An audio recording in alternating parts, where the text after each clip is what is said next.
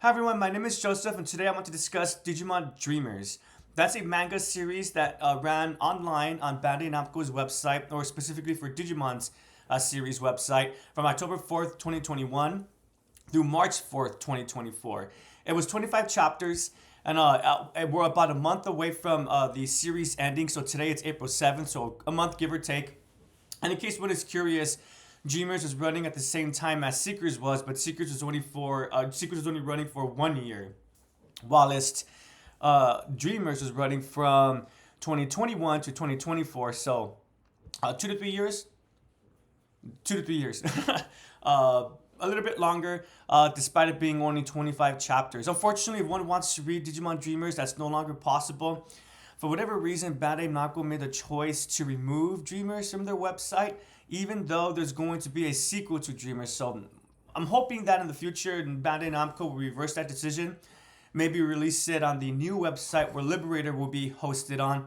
But for right now, unfortunately, if one wants to read Dreamers, they're going to have to read it via Wikimon, and unfortunately without any of the pictures as well. It's going to have to be just a brief description of the summary, essentially. So the reason why I decided to read Dreamers is because I am eagerly awaiting the release of Digimon Liberator, which will be into the end of the month. And so since I don't really have much Digimon going on, I am watching Digimon Ghost Game, but unfortunately my computer, not this computer, I have another computer that I use in the family room. When I have guests over, or that's my proper living room. The computer I use in that room, it's not working currently, so I have to go and fix that. So Ghost Game for right now is on hiatus until I can go ahead and fix that computer. This computer, I don't like to, it's my office, so I like to do just office work, not really like quote unquote fun things. I do play games on this computer, but it's a gaming slash office computer. So, gaming slash office computer. So I try to keep things either fun in terms of gaming or professional in terms of the office aspect. But in terms of watching TV and movies, I don't like to do that with this computer. So because of that, I made the choice. You know what? I read Seekers, that was online in a web novel. Let me go ahead and read Digimon Dreamers. Let me give it a go. I'll be honest with everyone. I don't have much experience when it comes to manga, despite my manga collection over here. I should have used my other hand. There we go. Despite my manga collection over here, I've only read Berserk fully, and I've read portions of Attack on Titan, and I've read portions of Made in Abyss as well. But only Berserk have I read fully. I am in the middle of reading Fullmetal Alchemist, and I'm also Magus in the Library. That one only has 5 volumes, with the 6th volume coming out later this year. 7 volumes with the 6 volumes with the 7th one coming out later this year. And I'm on volume 5 right now for that. So my point is, I didn't read Dreamers because I don't have much experience when it comes to manga, much less an online manga. So that's one of the reasons actually why I'm excited for Liberator, since that's going to be an online webcomic. So to my understanding, there is a difference because Dreamers was more in the manga style, where one had to read from right to left. Yeah, right to left. But for Liberator, it's just going to be a typical web page where one scrolls down. So that'll be an interesting little difference to see. So with all that out of the way, the introduction element, what's my opinions about Digimon Dreamers? So I'm going to be completely honest with everyone. I went in with very low expectations because, again, I knew it was a manga. I know manga could be serious, right? There's that whole seinen genre and shonen genre and so forth. So to my understanding, Dreamers is going to be more in like the shonen kind of genre, kind of a silly. Everyone has ever seen or watched Fullmetal Alchemist, those little drawings that the magica, if I mispronounce that, forgive me. But the way that the author draws Edward, Ed, sometimes in a really goofy manner. A lot of that is present in Digimon Dreamers, but I'm happy to say, despite going with low expectations, I came out of it really enjoying the experience that I had. I found myself chuckling, and the cool part is I was chuckling at the dialogue, the actual written aspect that was on the page, and the actual picture just highlighted or heightened at what I was laughing at. So, for example, everyone, minor spoilers, but Postmon. Also, the two characters in this series is Postmon and Ritsu. And essentially, the issue is that the village that Postmon lives in, no one could digivolve. And so that's why they need to have a tamer to be brought over in order to hopefully encourage its evolution. But it gets discovered that even with a tamer, full evolution is not possible. So what ends up occurring is that Postmon, instead of fully evolving, so like for example, Agumon or Logomon fully evolving into Greymon or Logormon, excuse me. Rather, only parts of the body will transform. So, like Agumon's head would turn into Greymon's head, or Logomon's foot would turn into Logomon's foot, and so forth. So, only parts of Postmon's body would be evolving. It was a really unique premise, and at first it seemed like there was not going to be any overarching narrative. But I'm happy to say that around chapter 15, 14, that concept changes.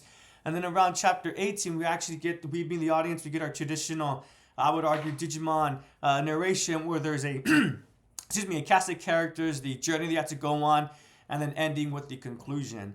There was this one character, his name was Joe. Forgot his last name. Rather, I didn't forget his last name. I wouldn't be able to pronounce it, unfortunately. But Joe was supposed to be like the Tide-like character who's on his own adventure with his own Digimon. I really liked how Digimon Dreamers seemed to set up the world of Dreamers. It's not just for Ritsu, but there's other people and humans who are having their own adventures. So the inclusion of Joe's character, that was really cool.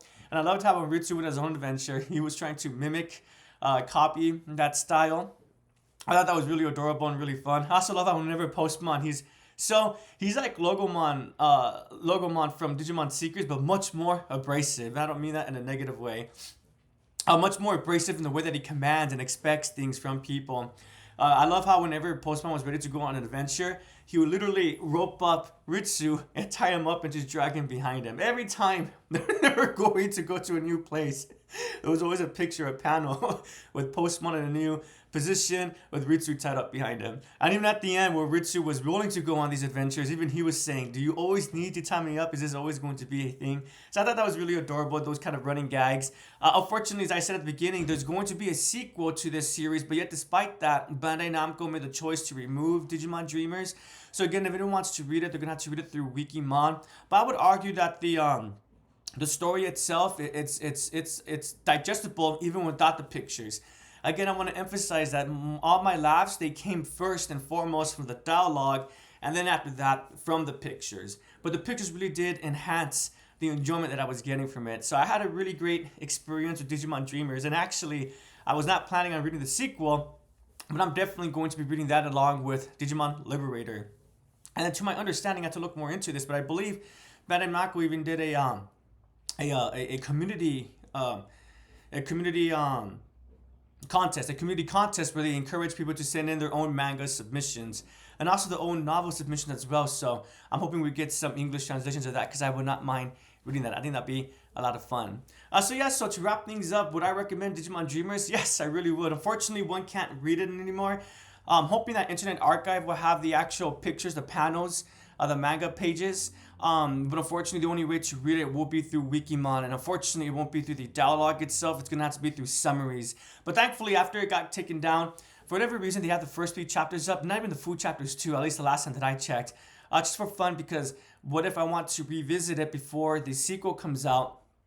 I did read the last chapters from Wikimon, and I was happy to see that the summaries are actually quite extensive. They're very extensive. They're not light. So that's great. So if one is interested in reading Digimon Dreamers, unfortunately, you may not be able to read it through the manga perspective, but Wikimon will be a good secondary source, especially if one is interested in reading Digimon Dreamers 2.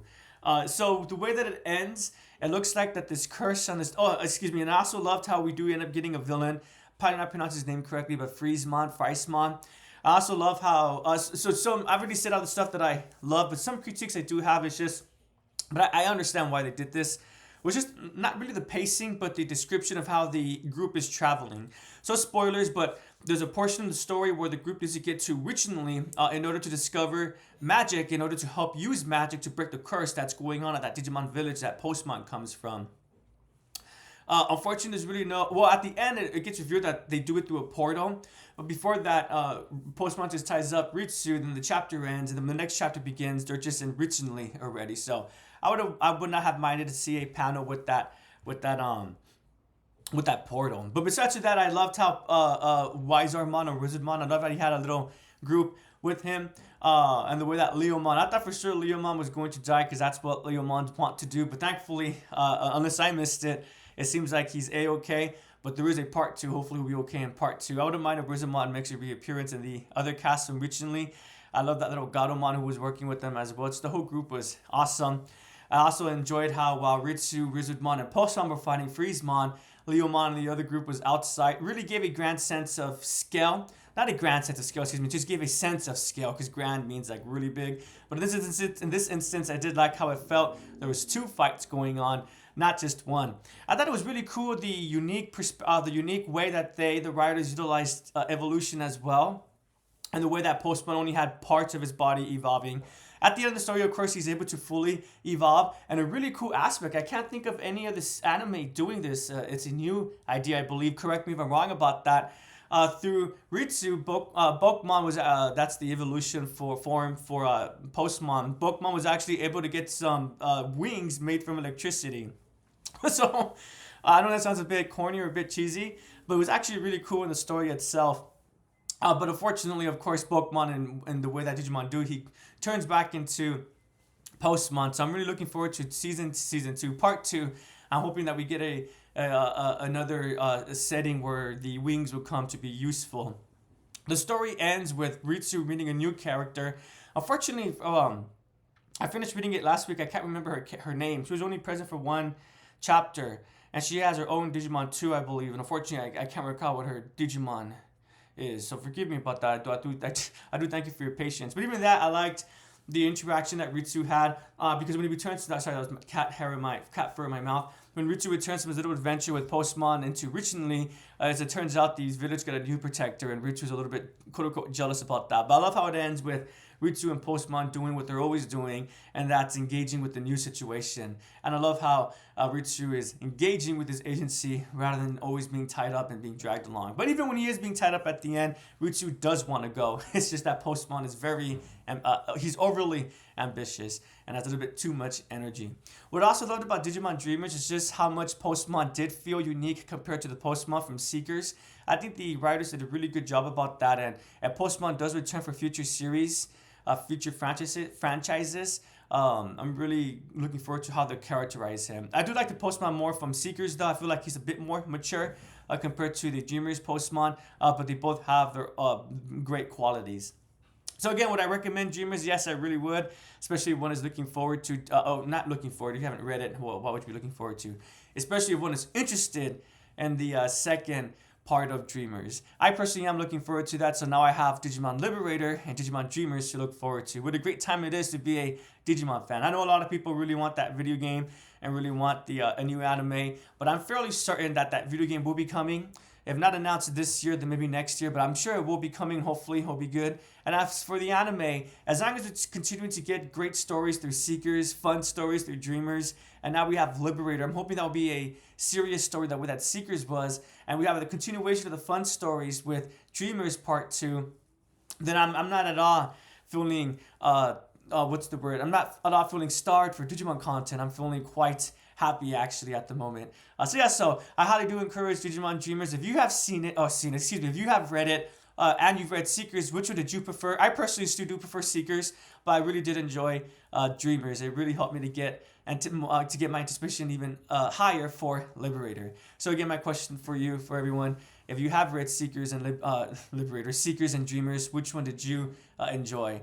And did you not enjoy the other one, or did you enjoy both? It's just that you enjoyed one a little bit more over the other. Thank you so much, everyone, for listening or watching. I do appreciate it. Have a pro Digis day, and take care.